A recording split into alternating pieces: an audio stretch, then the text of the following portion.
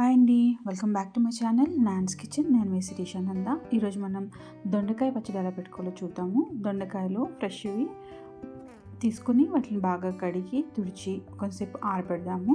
Cut చేస్తునేటప్పుడు మనకి పండు లేవో తెలుస్తాయండి.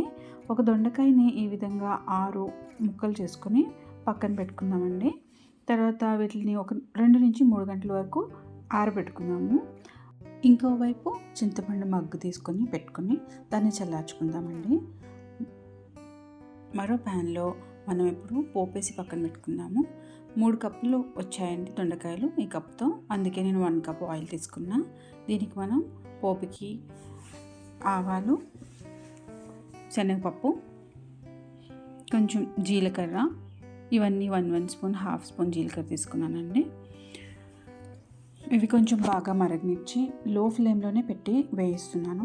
కొంచెం బాగా మరిగినాక ఆయిల్ వేసాను. సో అలా లో ఫ్లేమ్లో పెట్టి కొంచెం అలా వేస్తూ ఉన్నాక అది మీకు ఫ్రై అయినప్పుడు అనిపించినప్పుడు ఒక 4 మిరపకాయలు తీసి వాటిని కట్ చేసుకొని వేయండి.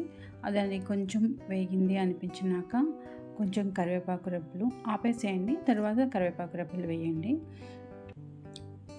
ఇది పక్కన పెట్టుకొని చల్లారినాక ఇవన్నీ కలిపి మనము పచ్చడికి కలుపుకుందామండి. సో ఇది నేను చల్లారనిస్తాను.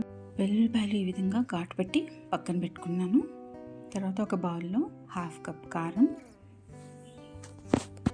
1 స్పూను ఆవపిండి,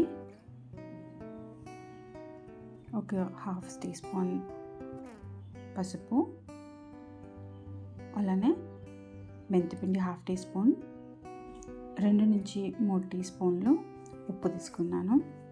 వీటన్నిటిని బాగా కలిపేసి తర్వాత దీనికి మనం ఆల్రెడీ ఎండబెట్టుకున్న దొండకాయల్ని వేసి కలిపేసానండి.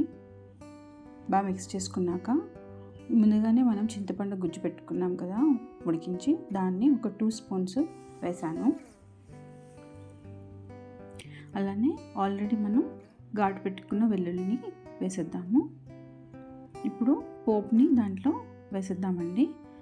మీకు గుర్తుంటే 1 కప్ ఆయిల్ తీసుకున్నాము.